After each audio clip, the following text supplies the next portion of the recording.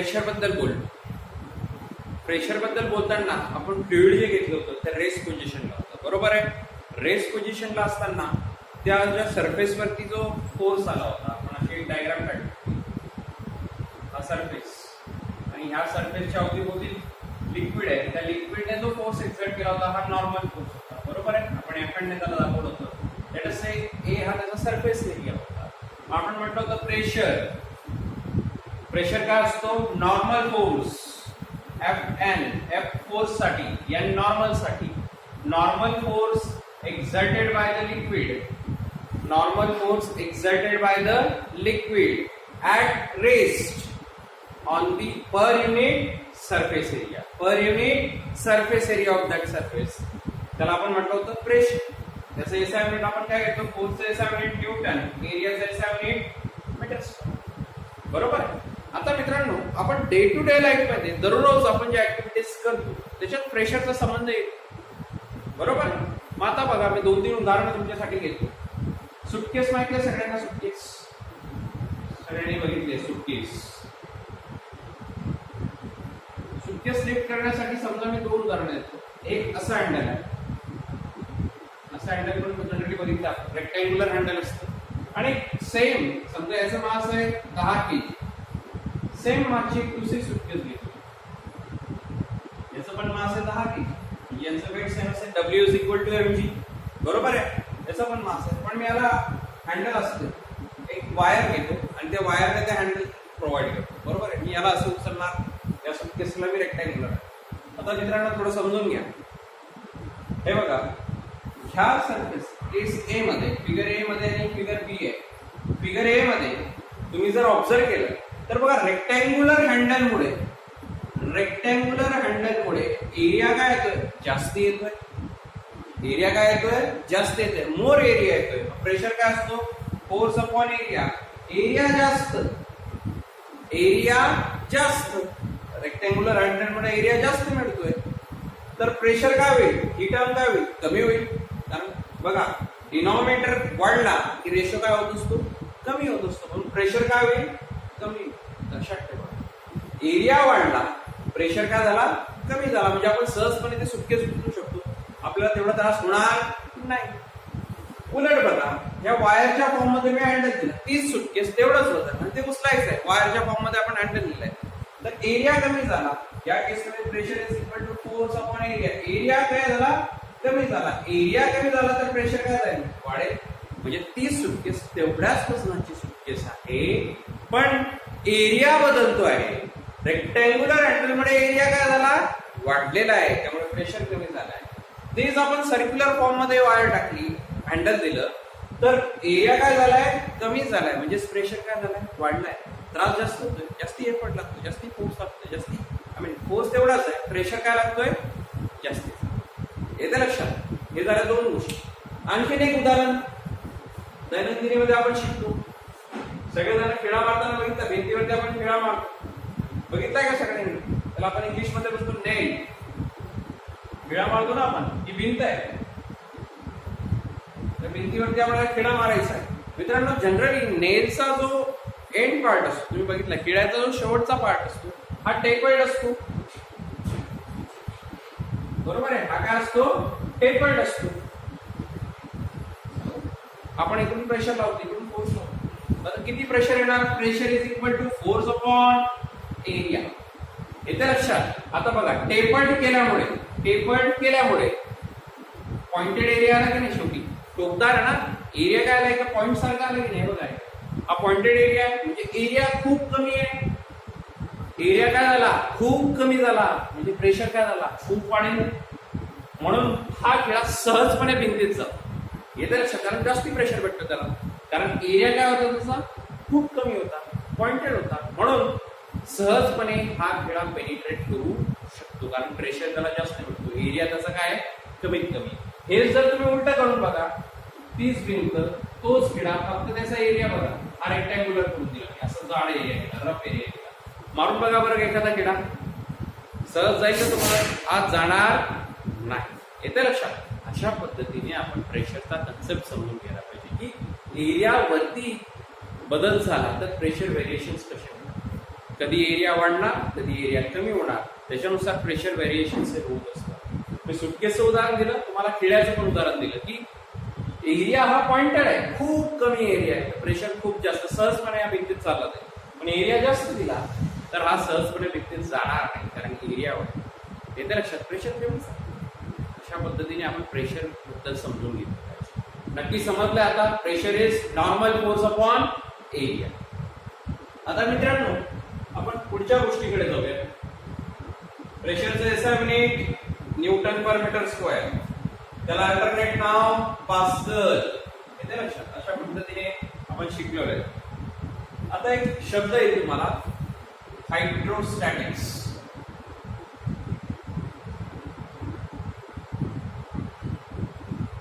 Hydrostatics, hydrostatic कशाला? Hydro म्हणजे काय? वॉटर. स्टॅटिक म्हणजे काय? रेस्ट. बरोबर आहे. म्हणजे आपल्याला हायड्रो म्हणजे वॉटर, हायड्रोलिक टर्बाईन, जे टर्बाईन पाण्यावर चालतात म्हणून त्याला hydraulic turbine. Hydro power plant म्हणजे जे पाणी वापरून इलेक्ट्रिसिटी प्रोड्यूस करतात म्हणून त्यांना हायड्रो पॉवर प्लांट म्हणतात. मग तसं हायड्रोस्टॅटिक्स पाण्याचं जे पाणी रेस्ट पोझिशनला आहे, स्टेशनरी आहे, अशा पाण्याचा आपल्याला अभ्यास करायचा. त्याच्या नावाचा अर्थ समजला. हायड्रो म्हणजे काय? वॉटर. स्टॅटिक्स म्हणजे काय? रेस्ट पोझिशनला, म्हणजे जे पाणी रेस्ट पोझिशनला आहे अशा पाण्याच्या आपल्याला प्रॉपर्टीज बघायच्या आहेत. म्हणून हायड्रोस्टॅटिक्सला कसं डिफाईन करतात? It is the branch of physics, it is the branch of physics that deals with the study of properties of fluid at rest. कारण स्टॅटिक म्हणजे काय असतं? रेस्ट पोझिशन आहे. म्हणजे आपल्याला काय शिकायचं आहे हायड्रोस्टॅटिक्स मध्ये? आपल्याला शिकायच्या प्रॉपर्टीज. आपण हेडिंगच दिल्या chapter, properties of fluids at rest. जे फ्लुइड कसं पाहिजे? रेस्ट पोझिशनला पाहिजे. अशा फ्लुइडची आपल्याला प्रॉपर्टीज शिकायचा आहे. त्याचा अभ्यास करणारं शास्त्र म्हणजे हायड्रोस्टॅटिक्स. बरोबर आहे. त्याचा अभ्यास करणारं शास्त्र म्हणजे हायड्रोस्टॅटिक्स. म्हणजे हायड्रोस्टॅटिक हे असं सायन्स आहे, अशी ब्रांच आहे फिजिक्सची की ज्या ब्रांचमध्ये फ्लुइडचा अभ्यास केला जातो, पण ते फ्लुइड कसं असलं पाहिजे? रेस्टला असलं पाहिजे. It is the branch of physics which deals with the study of properties of fluids. फ्लुइडच्या प्रॉपर्टी अभ्यास ऍट रेस्ट. ते फ्लुइड कसं पाहिजे? रेस्ट पोझिशनला पाहिजे. तर त्या सायन्सला आपण नाव दिलंय हायड्रोस्टॅटिक्स. काही शंका याच्यात? आपण आता लिक्विड कॉलम बद्दल बघूया. त्या लिक्विड कॉलम मुळे प्रेशर कसा एक्झर्ट होतो, किती प्रेशर एक्झर्ट होतो ते आपल्याला बघायचं. सो आपलं हेडिंग आहे pressure due to the liquid column.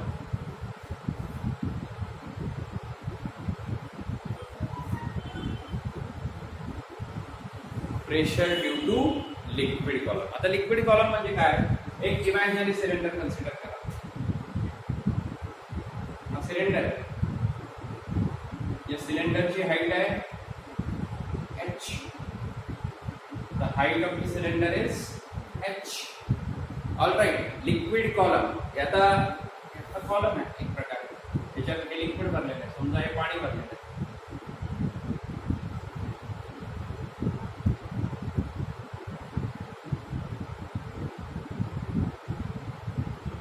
बरोबर आहे. याची हाईट किती सिलेंडरची? h. मग काय काय गोष्टी आपण कन्सिडर करणार आहोत? लेट. येते लक्षात? काय काय गोष्टी? h is the height of cylinder. एक सिलेंडर कन्सिडर केला आहे, लिक्विड कॉलम आहे. हा एक लिक्विड कॉलम आहे ना, ज्याच्यात लिक्विड भरलेलं आहे, त्याला आपण सिलेंड्रिकल स्ट्रक्चर आहे. Liquid column, height of cylinder h. समजा हा याचा बॉटम क्रॉस सेक्शन किंवा आपण याला क्रॉस सेक्शनल एरिया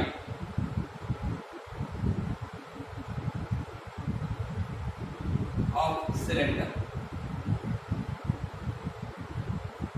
याच्या लक्षात आपण म्हणूया रो, डेन्सिटी ऑफ लिक्विड.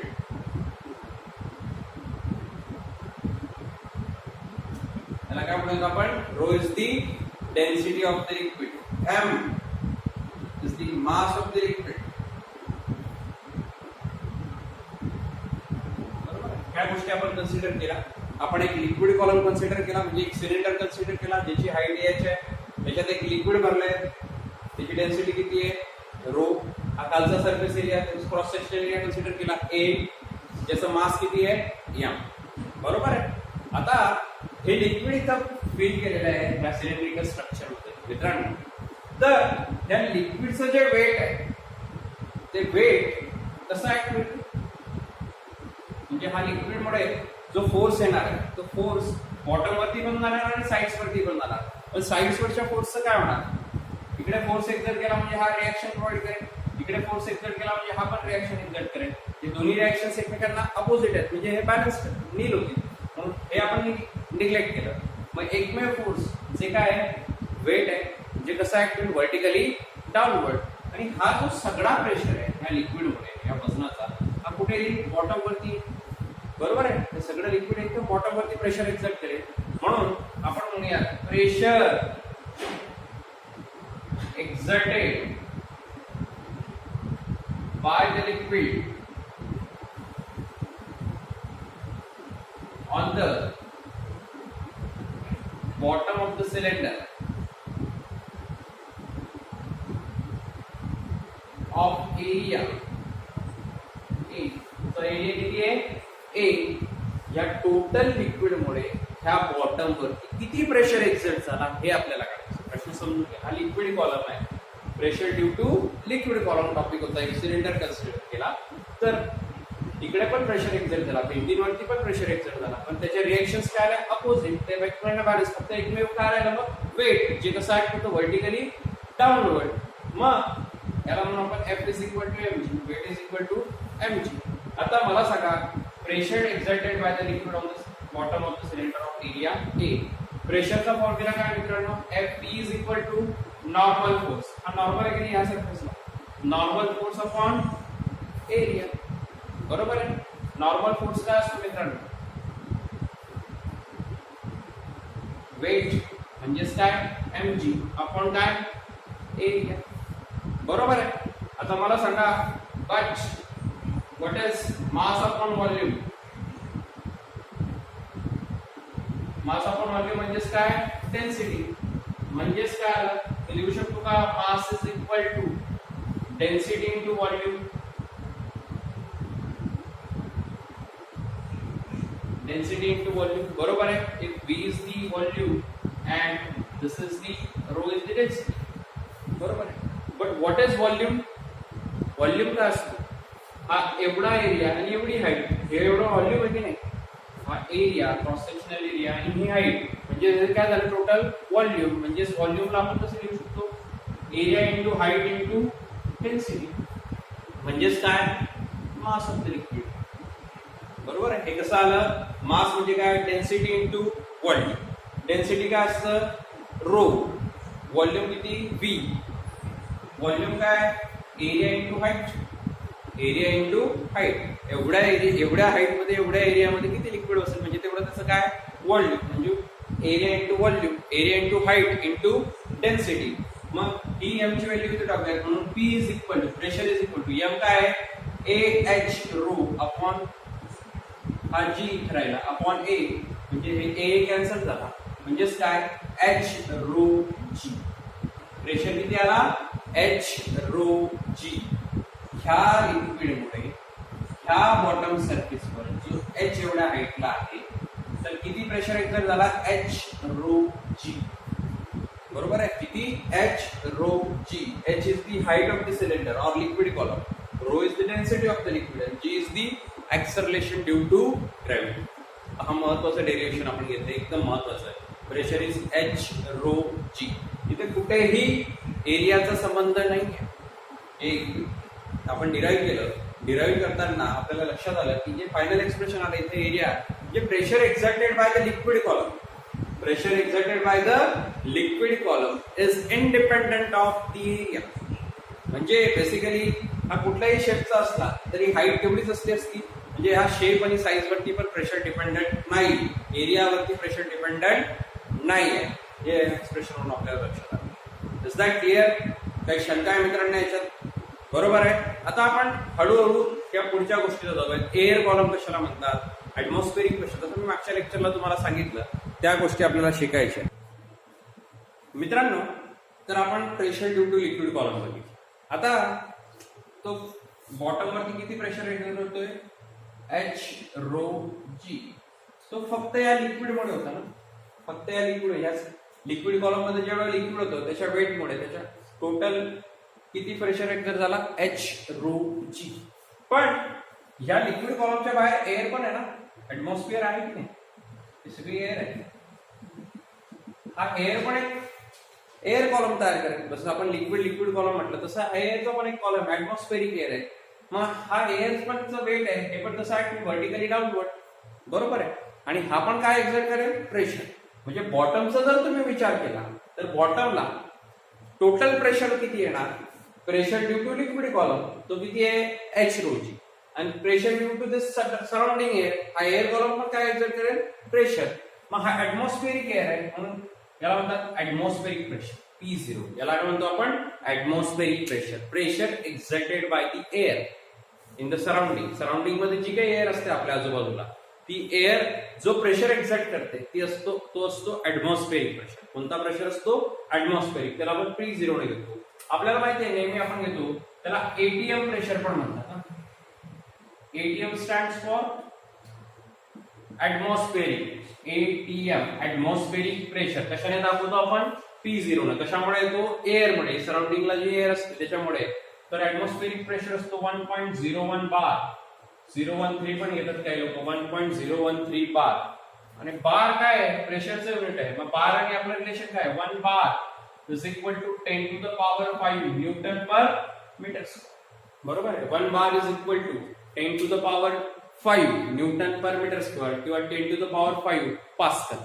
एक बार म्हणजे 10 to the power 5 पास्कल किंवा 10 to the power 5 newton per meter square. मग हा झाला ऍटमॉस्फेरिक प्रेशर. मग बॉटमचा जर विचार केला, बॉटम वरती at the bottom total pressure किती असणार, ऍटमॉस्फेरिक प्रेशर P0. बरोबर आहे. ऍटमॉस्फेरिक एअर मुळे plus pressure due to this liquid column. बरोबर आहे. आपण आता शिकलो ऍट अ हाईट एच तो किती असणार, H rho G. H is the height of the liquid column, rho is the density, G is the acceleration. Total pressure किती येणार, P is equal to P0 plus H rho G. किंवा याला आपण म्हणू शकतो P minus P0 is equal to H rho G. म्हणू शकतो की नाही, P minus P0 is equal to H rho G. मित्रांनो, काही महत्वाची कन्सेप्ट आपल्याला शिकायची आहे. या P ला म्हणतात ऍब्सोल्यूट प्रेशर. या P ला काय म्हणतो आपण, ऍब्सोल्यूट प्रेशर. जो टोटल प्रेशर आपण काढला बॉटमला लिक्विड कॉलम मुळे आणि एअर कॉलम मुळे, लिक्विड कॉलम मुळे आणि एअर कॉलम मुळे टोटल लिक्विड किती होतं, त्या लिक्विडच्या वेट मुळे आणि एअरच्या वेट मुळे बॉटमला किती प्रेशर आला, तो म्हणजे ऍब्सोल्यूट प्रेशर. बरोबर आहे. P0 काय आपला, एटीएम म्हणजे ऍटमॉस्फेरिक प्रेशर. आणि हा जो एच रोजीने जो काढलाय pressure due to liquid column मध्ये ऍट अ हाईट एच, तो किती असतो मित्रांनो, मग याला म्हणतात गेज प्रेशर. याला आपण काय म्हणतो, गेज प्रेशर. लक्षात ठेवायचे 3 प्रेशर मी तुम्हाला सांगतो. Absolute pressure, total pressure due to air plus liquid column, तो ऍब्सोल्यूट. P0 म्हणजे फक्त एअर मुळे ऍटमॉस्फेरिक प्रेशर. आणि गेज तो म्हणजे H rho. 3 pressure, absolute pressure, gauge pressure आणि ऍटमॉस्फेरिक प्रेशर. ऍटमॉस्फेरिक म्हणजे एअर मुळे जो प्रेशर एक्झिट, सराउंडिंग मध्ये जी एअर असते त्याच्यामुळे जो प्रेशर एक्झिट होतो त्याला म्हणतो आपण ऍटमॉस्फेरिक प्रेशर. येते लक्षात. अशा पद्धतीने आपण घेतलं. समजा आता हा कन्सेप्ट समजलाय, तिन्ही प्रेशर्स मी शिकवून झालेले आहेत तुम्हाला. आता पुढचा एक कन्सेप्ट समजू. समजा हे सिलेंडर असं आहे, हा पॉइंट एक, याला पण आपण पॉइंट P1, समजा याला पॉइंट A म्हणतो आणि हा पॉइंट आहे B, हा पॉइंट आहे B. हा हाईट इथून H2 ला आहे, हा समजा H1 हाईट आहे. इथं पूर्ण लिक्विड भरला.